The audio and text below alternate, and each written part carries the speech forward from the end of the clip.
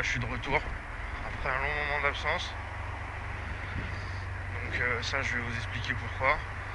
Déjà, premièrement, j'ai eu un accident avec mon ancienne moto.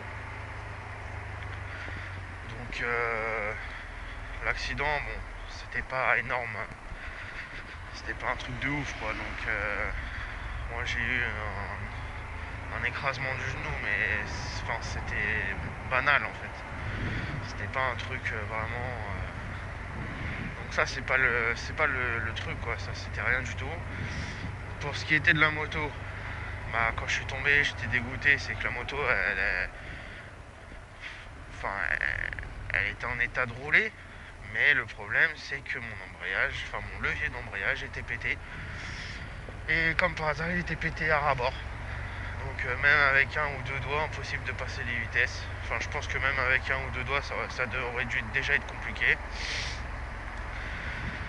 Donc du coup, la moto, j'ai dû demander un coup de main pour la ramener. Donc j'ai glissé sur un rond-point. Donc le problème, c'est que je roulais pas vite. J'étais à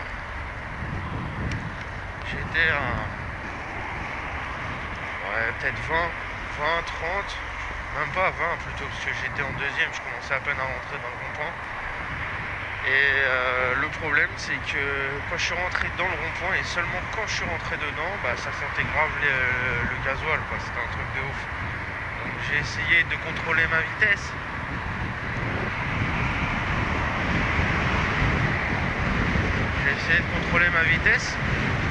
Sauf que le problème, c'est que je suis arrivé à un moment donné dans une plaque de gasoil et j'ai fait un 180 degrés sur moi-même. La moto, voilà quoi, je suis tombé. Heureusement, je suis pas tombé côté pot d'échappement, parce que je pense que là j'aurais été deg.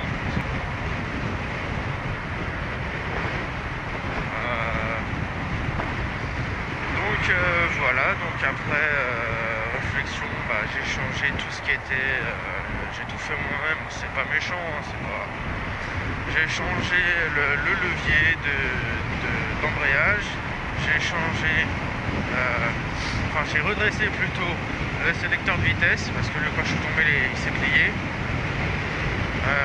Qu'est-ce que j'ai fait? Le carénage complètement explosé.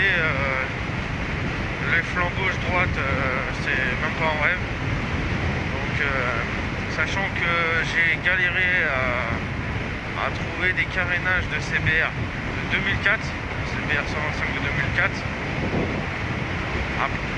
J'en ai trouvé qui n'étaient pas de la même couleur que la moto, mais bon, j'ai dit au pire des cas, je m'en bats les reins, parce qu'elle sera toujours mieux que sans carénage, parce que franchement, elle avait une sale gueule. Du coup, le mec qui m'a jamais rappelé, c'était le seul gars qui pouvait me vendre des carénages. Donc du coup j'ai regardé sur internet, et quand j'ai vu un kit complet, c'était la moitié du prix de la bécane. Donc j'ai rafistolé moi-même le carénage. Vu que les trous de fixation ils étaient complètement explosés, j'ai dû improviser, j'ai fait un travail à l'arrache, parce que j'ai fait avec les moyens du bord. J'ai collé plutôt des rondelles sur les parties où c'était pété, afin de refixer la partie basse avec la partie haute.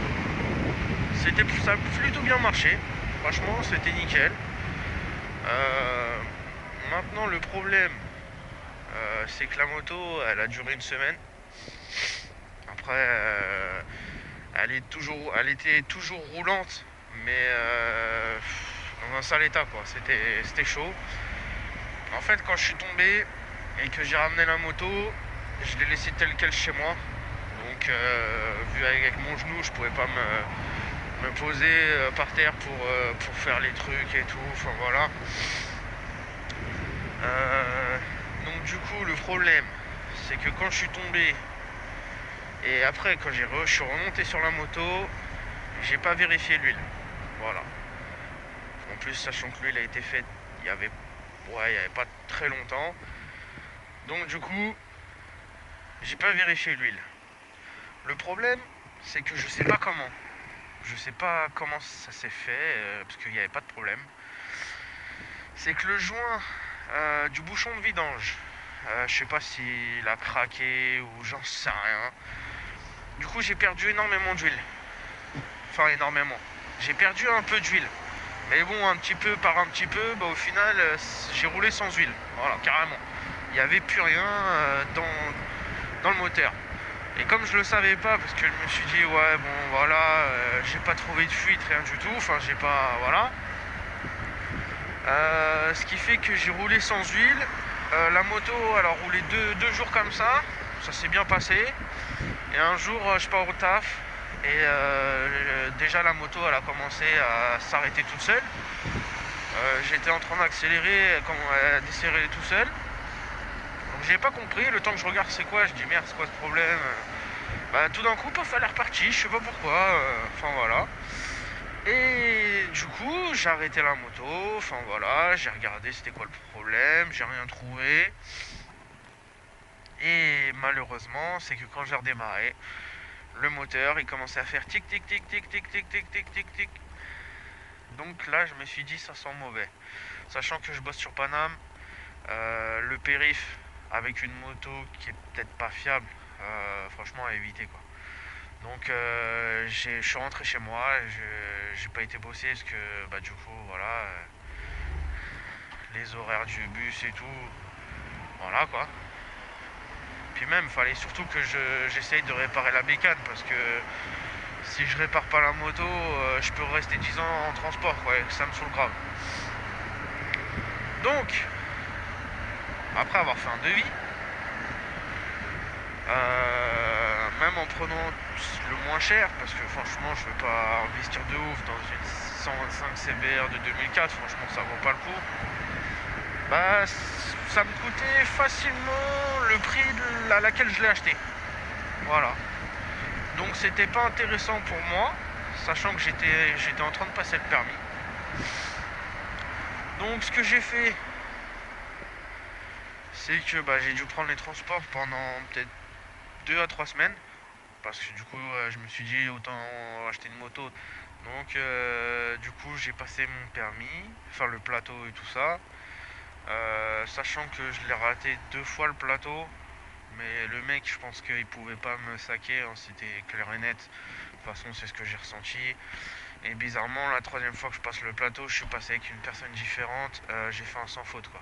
Voilà, donc j'ai eu que des A.